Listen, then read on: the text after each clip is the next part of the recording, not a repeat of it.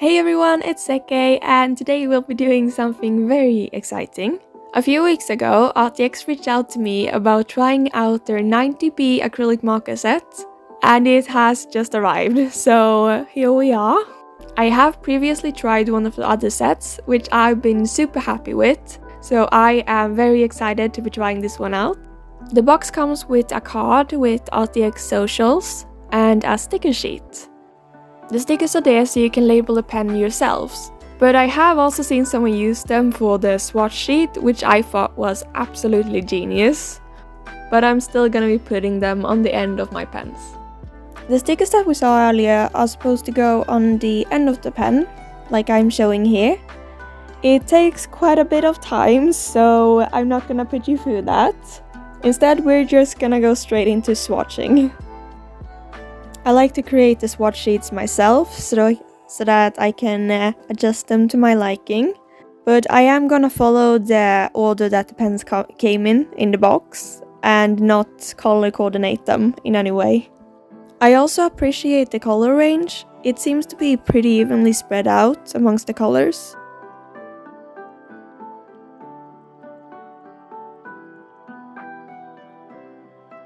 The set includes a lot of natural looking colors, which is great if you want to draw landscapes, and while I'm not much of a landscape artist, I still wanted to incorporate nature in some kind of way. That's why I decided that I wanted to draw one of my characters as a knight laying down in a field of flowers. I struggled a bit in the beginning with getting the proportions right, so I ended up switching to normal lead instead of colored lead, because the colored one was starting to build up after rubbing it out a million times.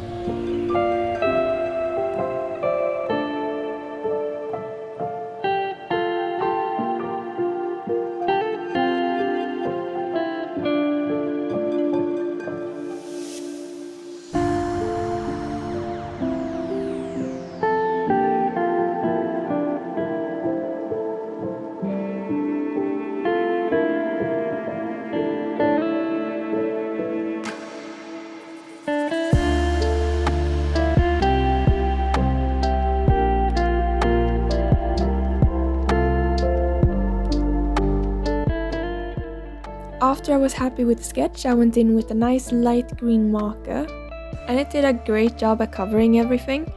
Since these markers are brush markers, I can use them for both detail work and covering large areas, which I really like, since I can use one marker for both instead of having to buy multiple. The green marker did a great job at covering everything, however, as you can see, there are a few streaks, which is perfectly natural, so I did end up adding a second layer on top of the green. I thought the green box was looking kinda boring, so I wanted to flare it up a bit with a few grass strands pointing outwards from the box. This also helps to show that it's actually grass and not just a green background.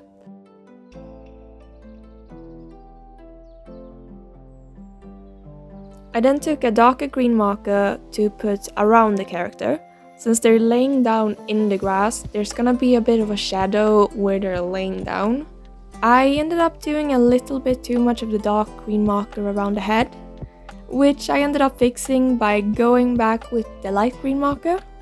And this actually worked really well because the light green marker is a lighter color and usually those aren't as opaque as the dark ones. So some of that dark color still shone through the light green on top of it and created this kind of shadow effect, which I really liked. When I was happy with the base grass colors for the background, I went in with a light peach kind of yellowish color for the skin. I then took a more saturated kind of pink color for the nose and around the face to give it a little bit more shape. But I actually ended up using that color to cover up his whole face in an attempt to add some warmth to his face. Because while I was trying to use the color for some blush on his cheek earlier by blending it with my finger, it just wasn't quite working. And I definitely think I made the right decision because he looks so much more alive. I ended up using a light purple color to add a bit of shape. Then I used a light pink on the nose, which I then, while it was wet, I took my finger and pushed upwards a bit to create a nice little gradient. And then I did the same thing on the cheeks to give him a little bit of blush. I just have to add real quick how incredibly nice and smooth these pens feel. I've said it before and I will say it again, these pens feel like butter on the page. And it is very satisfying. The ink feels very consistent and I was able to make those fine hair strands with no problem whatsoever.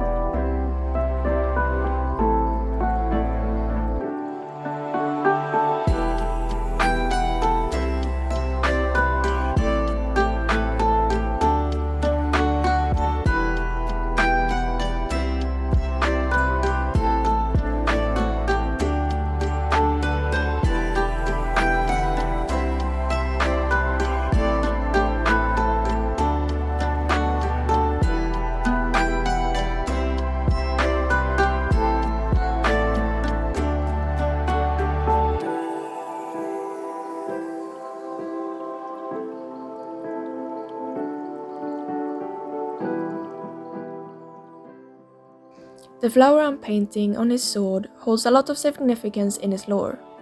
It's a flower I created called Dragon's Bane, but it is often also referred to as morning flower or fire lily.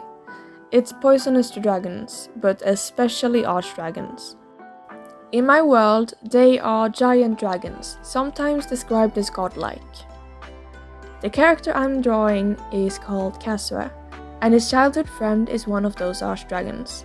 However, Lucian was born amongst humans and therefore took the shape of a human with dragon features. I'm not gonna go into details about why in this video because that would take a while. So if you would like to know more about their lore, I could make a video in the future.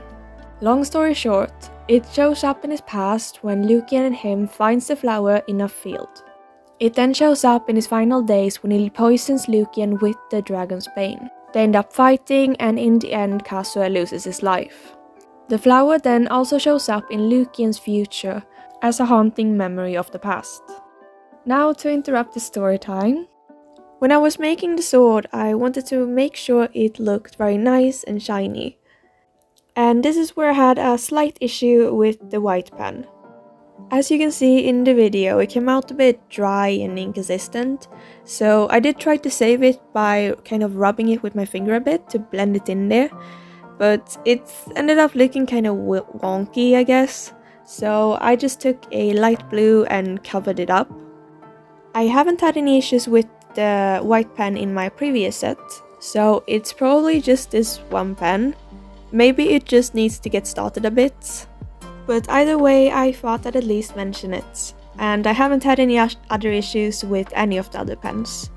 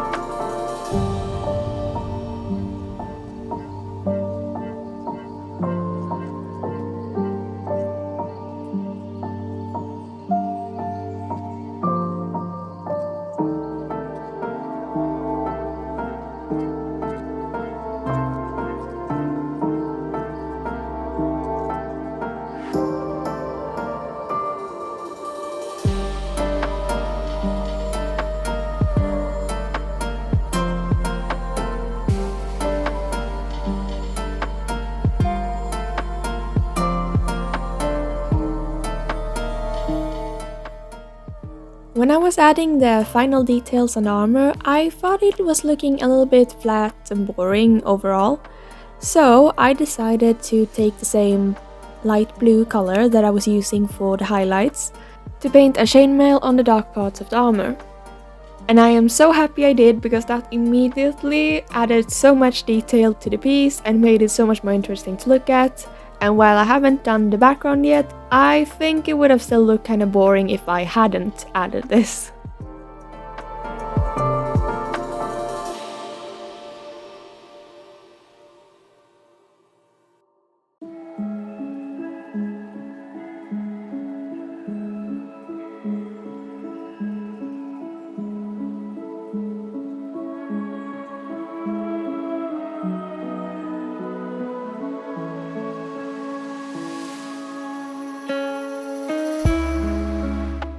After the chainmail, I added some final touches to the face by adding a shadow underneath the chin and underneath the hair strands.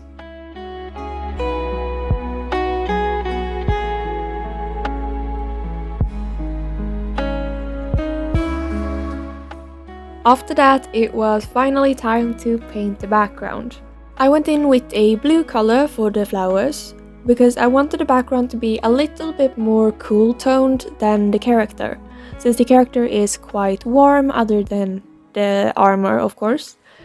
I wanted it to stand out a bit and just pop from the background, I suppose. I do also end up adding some yellow flowers later on to add a little bit of variety to the flowers instead of just having blue, because that would be a bit boring and not really look like a flower field.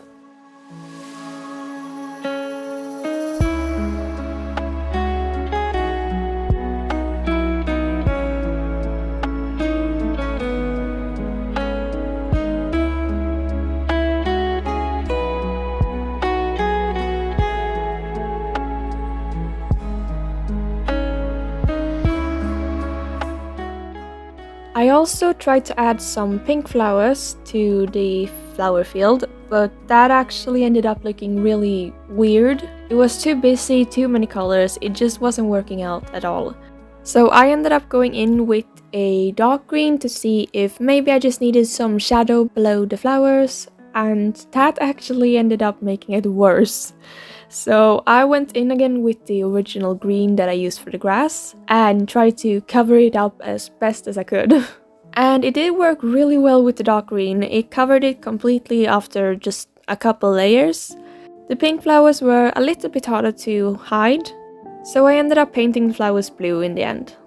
Once the background was finished, I ended up adding a few more minor details to the character.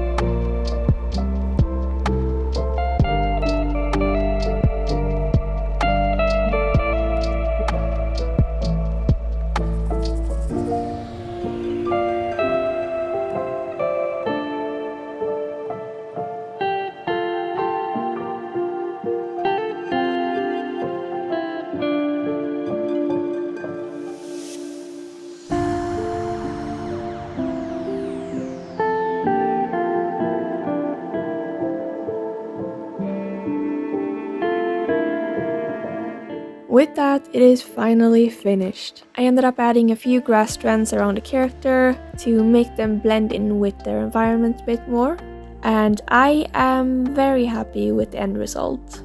Overall, I absolutely love these markers. They're smooth, reliable, and I don't have to worry about tearing the paper when I layer them.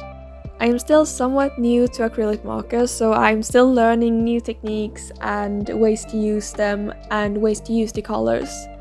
But I've been having loads of fun trying them out. If you want to buy some for yourself, you can check the description and there should be links down there where you can buy them. I hope you're all having a wonderful day or night, depending on when you're watching this, and I will see you next time. Hi, so for those who are still here, this is a bit of an end note I'm adding after I already finished editing the video, because while I was finished editing this one, I ended up playing around a bit more with the markers, and I wanted to try actually making some kind of landscape, and it ended up looking so good. I have to add it in this video. So, reveal. Here it is. I am so happy with it. It looks so cool, and I'm not good at landscapes, so for me, this is insane. I didn't even know I could make this, and I'm so happy with it. So I wanted to include it just to show you guys what you can do with the set. So yeah, that was pretty much all I wanted to say. So thank you for watching this video, and I'll see you next time.